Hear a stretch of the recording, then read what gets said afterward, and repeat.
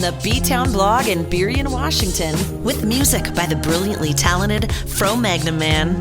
This is Dayna's Dose, a weekly dose of information provided by author Dayna Mason, intended to help in some small way improve your life.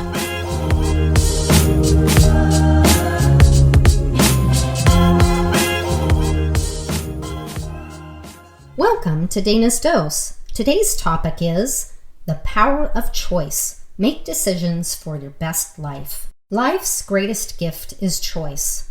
Choice is the ability to select one course of action over others to direct our experience. Whether you hate your job, are unhappy in a relationship, or long to travel the world, the choices you make will either take you closer to fulfillment or farther from it.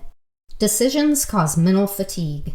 According to a study on mindless eating, we make over 200 decisions about food alone each day. In an article published in the Wall Street Journal, the author speculates that we may possibly make 35,000 remotely conscious decisions per day.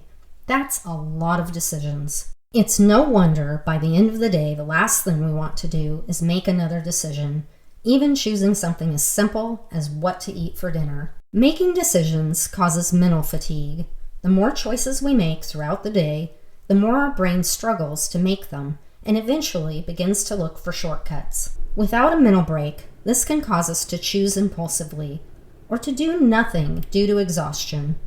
This is why we make better decisions in the morning and are more susceptible to bad decisions, eating ice cream for dinner, later in the day. Apple co-founder Steve Jobs wore the same outfit every day, which preserved his energy for more significant decision-making. When possible, we can eliminate the need for everyday decisions and save our energy for more important decisions by establishing rules for ourselves. I will go to the gym Tuesday and Thursday.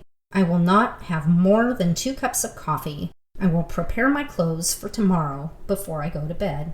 Too many choices can overwhelm. When making a decision, the more options we have, the more prone we are to make regrettable decisions due to choice paralysis. To avoid this, we can minimize the number of options for consideration by reducing our must-have criteria. Then, stop searching once we've found a solution that meets our needs. There are no perfect solutions. Instead of wasting valuable time and energy searching for them, potentially leaving us with little or no time to make a good decision, we can make good enough decisions. Make good enough decisions. The author of Paradox of Choice, Why Less is More, psychologist Barry Schwartz, argues that people who spend the most time and energy obsessing over making exactly the right choice end up less happy with their decisions than the people who make a choice that's good enough. In choosing good enough, we aren't saying we don't care about the choices we're making. Instead, we've limited our criteria to what's most important, and once our criteria are met, we make our decision quickly and move on with our lives. People who settle for good enough are consistently happier than people who must choose the best possible option. Seeking perfection can also lead to indecision. Good enough is almost always good enough.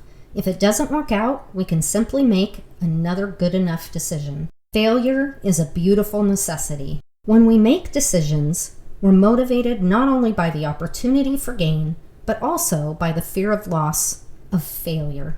Failure is a part of life, and with proper perspective, can be seen as a beautiful necessity. How many times did we have to stumble and fall before learning to walk? What if after the first couple of failed attempts, we'd simply given up? We'd still be crawling instead of walking. Great innovation and proficiency are often the result of trial and error. Fear of making a mistake, fear of failure, can keep us stuck. Scientists fail every day. Failure is an essential part of scientific research. Setbacks don't have to be the end of the story. A setback might be exactly what we need to get where we want to be. We can train ourselves to be comfortable with the discomfort by looking for small challenges we can take on where the stakes for failure are low. The more we practice this, the less scary failure becomes. Taking our power back. In the book Man's Search for Meaning, neurologist and Holocaust survivor Viktor Frankl wrote, "We are self-determining. What we become within the limits of endowment and environment we've made out of ourselves. In the concentration camps, for example, in this living laboratory and on this testing ground, we watched and witnessed some of our comrades behave like swine while others behaved like saints. Man has both potentialities within himself. Which one is actualized depends on decisions, but not on conditions.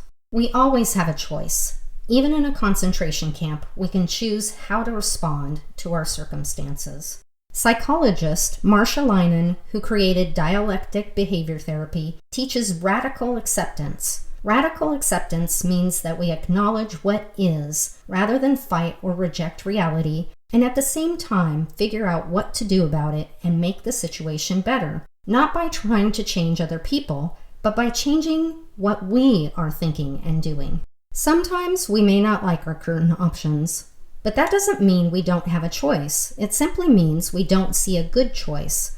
Choosing to do nothing is also a choice. There is great power in acknowledging our choice, especially when we feel stuck without good options.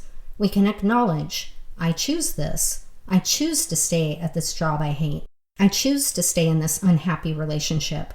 I choose to put off traveling the world. We may even have good reasons for choosing to stay at a job we hate, but denying our choice makes us victims. As long as we stay stuck in, why is this happening to me? Or why is he or she doing this to me? We give away our power. When we take ownership of our choice and say, I choose this, it empowers us to make a different choice. Choice is our chisel. Our most powerful tool for navigating our circumstances is choice. The decisions we make have the potential to positively contribute to our well-being, carve out our experiences, and move us closer to the realization of our dreams. Choice transforms us into artists. Each of us becomes another Michelangelo, for choice is the chisel we use to sculpt our life. Gary McGuire. You hold the chisel for your life. Go forward and choice by choice, sculpt a beautiful future.